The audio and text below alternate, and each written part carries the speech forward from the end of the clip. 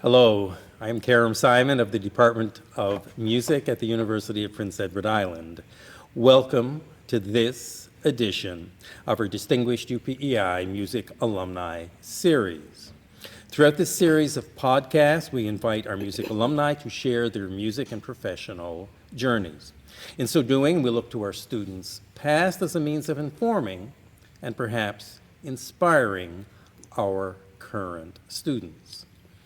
Today's guest is collaborative pianist and music educator Frances McBurnie. While Fran did not study at UPEI, she was the recipient of an honorary degree during the May 2022 UPEI convocation. Accordingly, as a recipient of a UPEI degree, and the fact that her time at UPEI has been and continues to be impactful, we have extended this invitation to speak with her. For your information, an extensive article about Fran appeared in last spring's UPEI Department of Music newsletter, the link for which appears below. This podcast is being recorded in late January 2023 in our new Performing Arts Center at the University of Prince Edward Island. Hello, Frank. Hello, Karen. Could we begin by having you describe your childhood and music-related experiences? I'm the middle child of three girls on a farm in Nova Scotia. When I was very young, I lived with my grandparents, and my grandmother was a church organist forever and ever.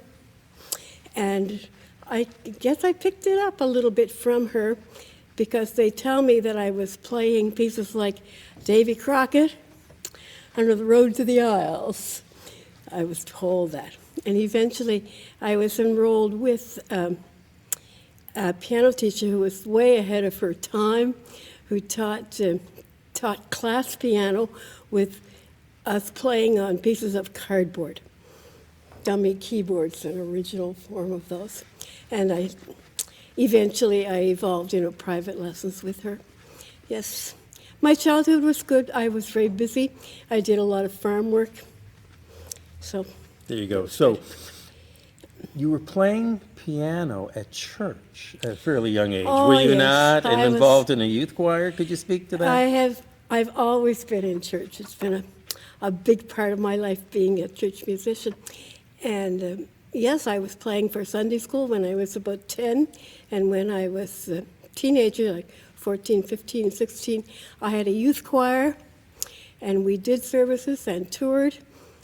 And I was strongly influenced by my minister at that time, who encouraged me to go to Mount Allison.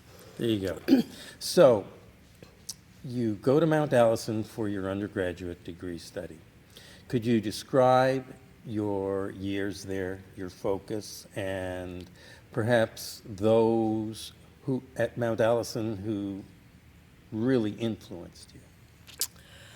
Well, all of that great faculty influenced me. My piano teacher was Evelyn Kinsman, just a wonderful, warm lady and an excellent teacher. And I was also strongly influenced by Carlton Elliott, my theory professor, who did encourage me eventually to do my postgraduate work primarily in theory. So it was a very good time for me. I thoroughly enjoyed all of my years at Mount Allison. There you go. And Allison Patterson, the organ instructor at Mount Allison, did he have a role in your development? I did organ lessons as well as piano, not as, we called them organ minors back in those days. And so I have always been playing in church, and my organ skills are not bad, but I think I'm a piano player. There you go, good. And while you were at Mount Allison, did you do some work at Sackville Elementary School and maybe some work at the United Church there? Yeah, I did. After I graduated, Okay. I taught in 3 of the Sackville elementary schools. I commuted carrying my books from one school to another. And I also was the organist and choir director at Sackville United Church. So how many years did you That do was 2 years. 2 years post.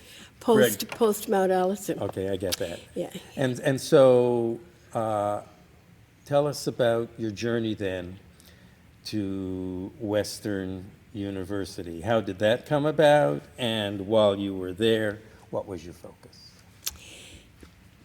It came about because although I was really happy in my job in Sackville, I was also, I think, barely 22 years old, and I was already settled into a life, and I thought this is way too young to be just settled into something. So I pursued trying to get into a graduate school, and I was fortunate that Western liked the look of me. Good. So while you were there, I think your focus was what, both in piano and in theory, is that right? I did. I had registered as a master's in theory person, but when they heard me play, they decided that I should do piano as well. So my degree is definitely in theory, but I did, while I was there, lessons for 2 years with John Paul Bracey, who was very good for me. And I did 2 full recitals. Terrific. So at some point, you did some part-time teaching at Western. While I was getting my thesis done, I was employed as a part-time faculty person at Western, and I did first-year theory and second-year theory with the oral skills, and I had a piano studio of half a dozen students. There you go. Good, very good. So, after you graduated from Western, there was a position at UPEI to replace UPEI's piano professor who was on sabbatical leave. So, could you describe that particular year? Well, first of all, I'll say a little bit about how I happened to know about the job. Okay, there you go. Because I had worked with Bill Bartlett at Western. We were doing our master's degrees simultaneously. I had been working with Bert Testig, and 2 of my better friends were former students of Al Reeser, who at that point was the chairman of the department. So I sort of had connections, if you will. Okay. And when I applied for the job, I came down and I played for them. I remember I played the second movement of the Bach Italian Concerto. And they hired me, and that year I had half a dozen piano majors, and I did, it was called a third-year theory course at that time. It did 20th century analysis. There you go. So you enjoyed your year being on Prince Edward Island, and you were just married, isn't that right? It was all coincidental because my husband got a job working for Massey Ferguson on Prince Edward Island.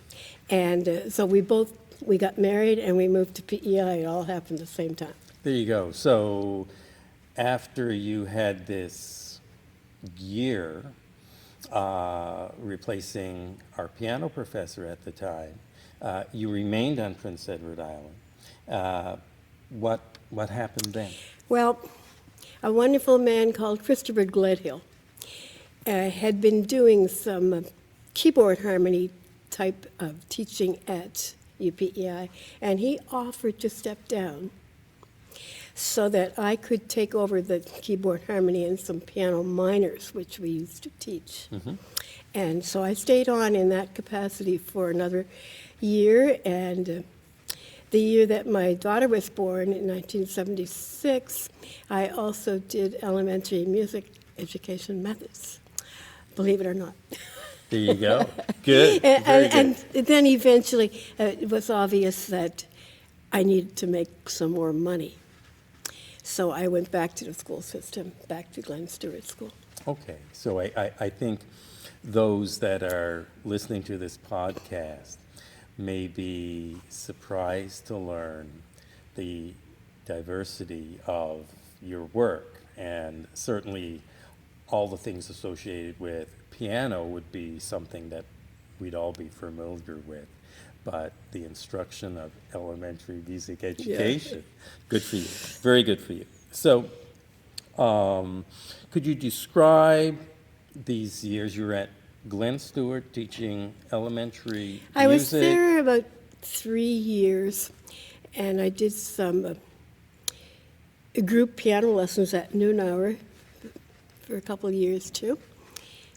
And then we had moved to Belfast and found a house in Rosebery, and by the time a year had gone by, there was a job opening at Belfast. And so you work there instructing what? Well, for the first, I don't know, 15 years, 10 years anyway, I just did music. I did music all morning, and then I went home. And then it gradually grew. I took on grade 9 math, and then I gradually added grade 7 and 8 math. I also did a bit of grade 4 French, core French, and grade 5 core French, and grade 4 social studies. I love teaching social studies. There you go. You get Good. to talk about ideas. Excellent. So during this time, you began doing some collaborative piano work at UPEI. So could you speak to that? Yes, in those days I didn't do very much coming to UPEI because I had young children. And so I had people like Eric Mathis and Mary Carla McDonald would come to my house in Rosebery to rehearse, and it was lovely. And I played for some string students as well.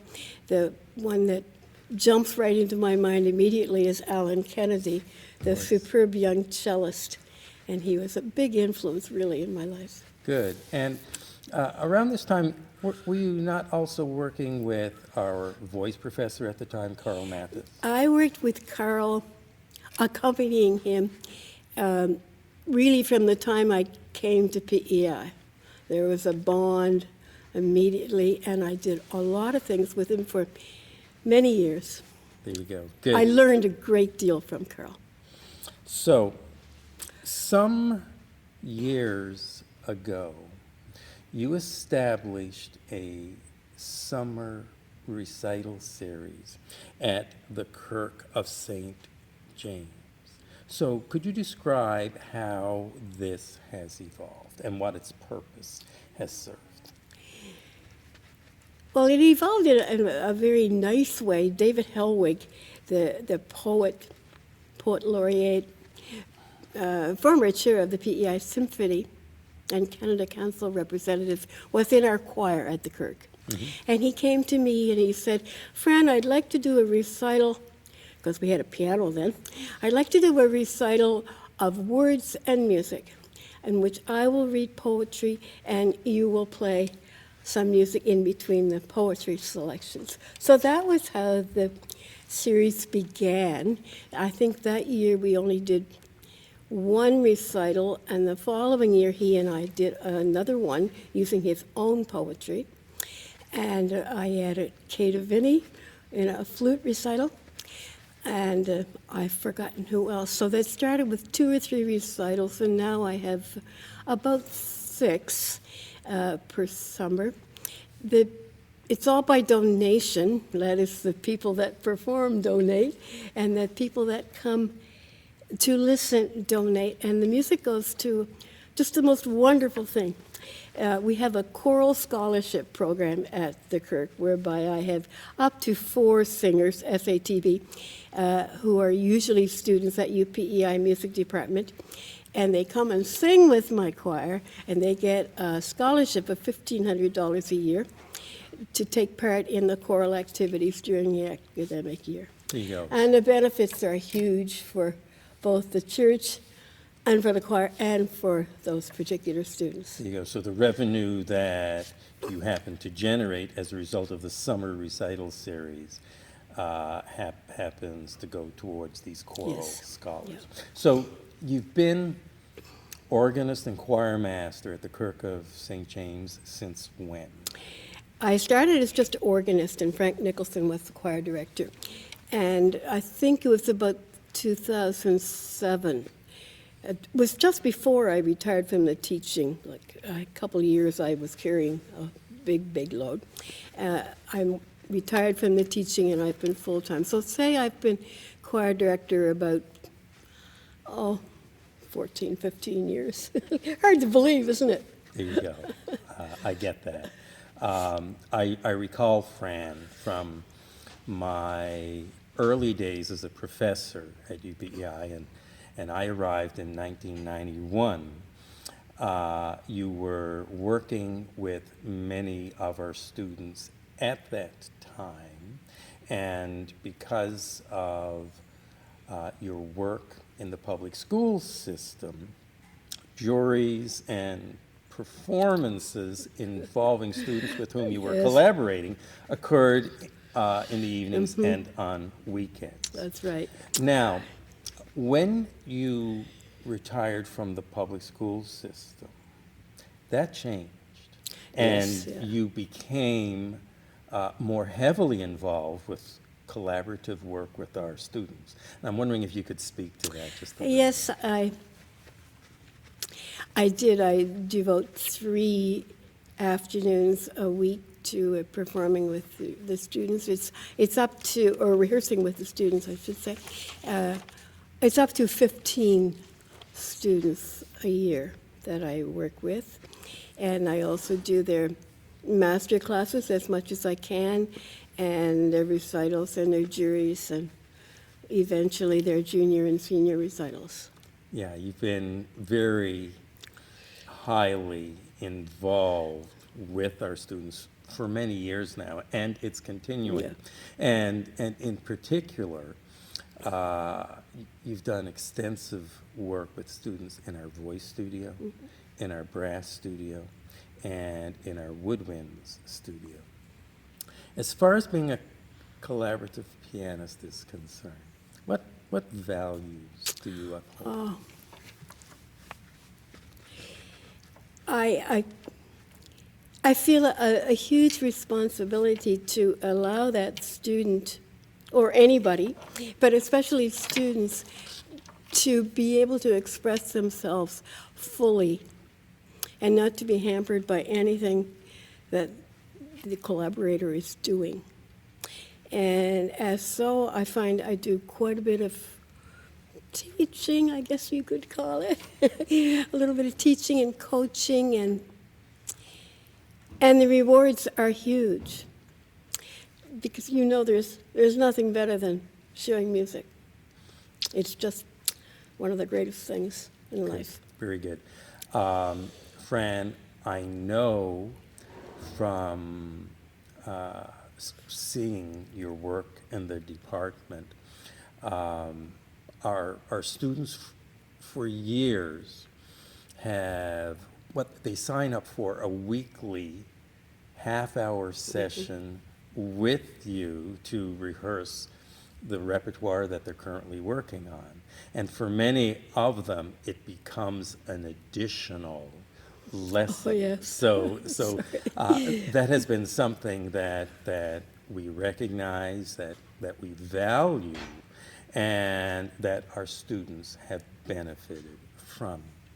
Well, I hope it's a benefit. Indeed it is. So you've touched on some of the names of distinguished musicians who you have collaborated with. You mentioned Alan Kennedy, for example. I'm wondering, could you share some other names of those that? I've been fortunate to do a little bit with you. Okay. And there is a bunch of trombone players that I go back, or they go back. It's been a very enriching time with Bob Nicholson and Eric Mathis Dale Sorensen, and through to Matthew Rosel, and now one of my joys is working with Jacob Redden. There you go. So it just continues, and this legacy of trombone players. Well, I do. I love the instrument. There you go. And, I don't know anything about it, but I love it. And I've worked with Julia McLean, the superfine cellist, and Kay Vinnie's daughter, and a saxophone like Kevin McLean was a great joy, an intense joy for me for many, many years. Good. Very good. Those are... Morgan Saunier. Of course. And I like to get together with Morgan because we fall right into sync. There we are. We breathe. You can see us breathing at the same time. It's a wonderful joy. Yeah, all these names, they're Yeah. beautiful people, Yes. incredible artists. Could you tell us about projects you're currently working on? Oh, well, yesterday, it's past tense. Yesterday, I did a recital I've waited a long time to do with Melissa Lewis, one of my favorite people. And she was able to do a beautiful senior recital yesterday. And I'm working on about three others. And for those who may not know, Melissa is among our most distinguished singers. Yes, at absolutely. UPEI. Yeah. And I taught her piano when she was about 11 years old, so we go back. We have a relationship, and that's usually what happens. I have recitals this winter with Hannah Aitken, Tanner Burns, Maddie Lockman, Jacob Redden. Those are the student recitals that I'm working on for this winter. And then there will be music festival. There just always seems to be something. So you remain I'm fortunate. highly involved as a collaborative pianist. So, in the spring of 2022, and I alluded to this at the top of the podcast today, you were bestowed the title of honorary doctorate from the University of Prince Edward Island. What does this title mean to you? Well, I was very humbled when I was first told of it. And my feeling is still, I'm just very grateful to all the fine people like yourself that worked so hard and thought I should get this. So that's my feeling. I don't care if when people call me doctor, just reserve that for the people who've earned it academically. But I like the sound of having received an honorary degree. Terrific. Terrific. Fran, on behalf of the UPEI music community, I would just like to thank you for sharing your journey with us, and we extend to you our best wishes for your continuing professional work and your personal happiness. Thank you. Thank you very much.